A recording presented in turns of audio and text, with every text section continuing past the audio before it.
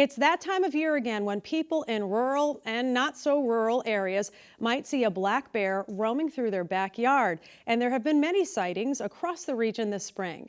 I sat down with Dave Wattles, the Black Bear Project leader for Mass Wildlife, to learn what to do and what not to do if you come across a bear, and more about his research. So this has been a long-term ongoing research project. It first started in 1980, and we've been continually collaring female black bears to learn about their survival, reproductive rates, and survival of their cubs. So we're continuing that work. So each year we go into the winter dens to assess how many cubs the females have, check their condition, replace the collars as needed.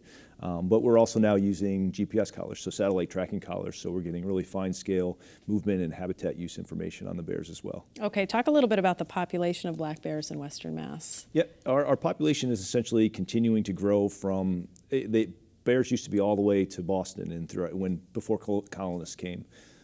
Largely reduced when we cleared the forest for agriculture, and we're seeing essentially the continuous growth of that population. It started in the Berkshires, spread throughout western Massachusetts. Eventually they crossed the Connecticut River, and they're continuing to spread and grow throughout the state. So where we've had bears for a while, the population is growing, and it's also expanding into new areas in eastern Mass. Right, let's talk about some of the areas. I know a few years ago there was a bear that was spotted in Springfield. There was a bear in Wilbraham, actually a few times.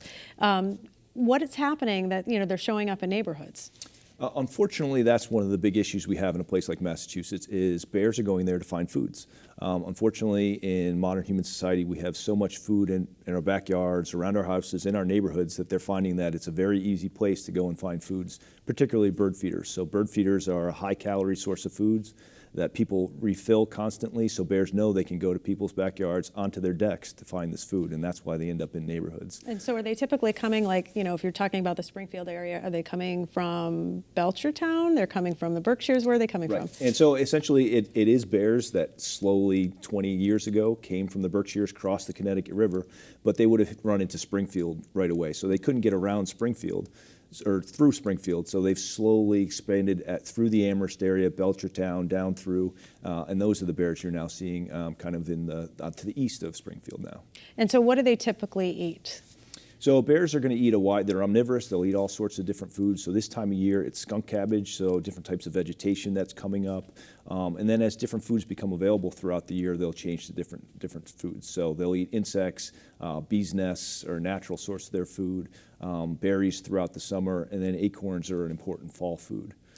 But they're also very good at, again, taking advantage of all the human-associated foods. So we try to get the public to understand that Massachusetts is bear country, and you can't do the things in bear country that you used to do when there weren't bears here. So bird feeders really are a no-no because they train bears to come to backyards to try to find food, and that's not what we want. We want them feeding on those natural foods. And another thing we're trying to get is the public to use electric fencing. If they have chickens in their backyard, bears are learning that that's an easy meal, and unfortunately it causes a lot of damage. And those bears once they learn that behavior, they tend to do it over and over and over again. And eventually the bear ends up being killed. And a lot of people actually do have chickens in their backyard now. That's a very popular thing. It's become so popular that bears are now, when they're in the backyard finding bird feeders, they're regularly encountering chicken coops. And so they're learning that this is something that they can exploit all over the place. So we're trying to get that entire community to embrace the idea that they need to be using electric fencing to protect their chickens from bears. So there was a report that a bear killed a small horse in Hinsdale, which is in the Berkshires. Is that unusual that would happen? It's not uncommon for bears to prey on chickens or beehives, but larger livestock is less common. Last year we had a lot of conflict with bears in last October. There wasn't many natural food sources, so we didn't have many acorns last year, no beech nuts, so bears looked for other food sources. So we did experience a lot of conflict, and we're starting to see that again this spring.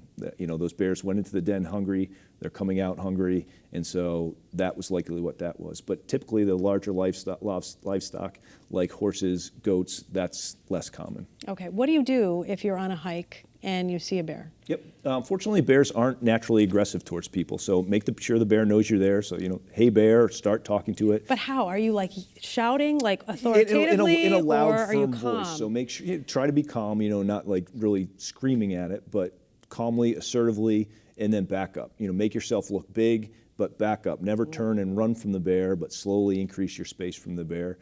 Generally, as long as the bear's not surprised, you're going to be fine. I mean, people are encountering bears every single day in and around Massachusetts. Unfortunately, we haven't had any kind of serious incidents. Right, so it's not something that to be afraid of, but certainly, I mean, don't go up with your smartphone and start taking pictures and posting anything. No, absolutely not. I mean, so fortunately, they're not inherently aggressive towards people, but they are very large and powerful animals, and they have seriously injured and even killed people across the U.S. So it's important to maintain that space in that respect to the animal, but not to worry about having them around. And what about the cubs? Because I know in my town there was an issue with a few cubs that were seen and spotted, and that created quite a stir. When there's the cub, is the mom pretty close by? Yep, so generally she's going to have the cubs, she's going to keep them by, and her number one concern is to protect the cubs. And what she does most of the time is try to get away. So she'll send the cubs up a tree, or she'll try to run off with them. She's not really trying to have an encounter or anything. Or be aggressive. Right. How big are black bears? So typically, it depends on which portion of the state you're in. If you're in the hill towns where they're primarily living on natural foods, a mature female can be 160 pounds. Down in the Connecticut River Valley or other places where they get a lot of human-associated foods from agriculture, bird feeders, 225 pounds for females. So that doesn't sound that big, although some of the pictures that I've seen, they look pretty big.